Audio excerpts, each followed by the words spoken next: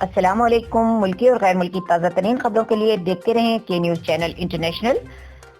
YouTube پر ہمارا channel subscribe کیجیے اور رہیں ہر خبر سے باخبر۔ لیے چلیں گے آپ کو شہر Sahiwal. D I G traffic police Punjab کے احکامات پر جاری ہیلمٹ اور سائیڈ مرر مہم کے سلسلے میں district traffic officer Sahiwal doctor Asif Kamal کی نگرانی میں سٹی ٹریفک پولیس ساہیوال کے زیر اہتمام صدر چوک ساہیوال میں ٹریفک قوانین آگاہی کیمپ کا انعقاد کیا گیا، جس میں اٹلس ہونڈا کے باہمی اشتراک سے لائسنس یافتہ شہریوں میں بذریعہ قرآن اندازی helmet, side view mirror, mask اور ٹریفک قوانین آگاہی کے بارے میں پمفلٹ تقسیم کیے گئے۔ ڈاکٹر آصف کمال کی نگرانی میں ان کی education team, Atlas Honda route safety manager Muhammad Usman Afzal اور مینیجر ساہیوال شفقت عباس نے شہریوں میں ہیلمٹ، سائیڈ ویو مرر آگاہی پمفلٹ تقسیم کیے۔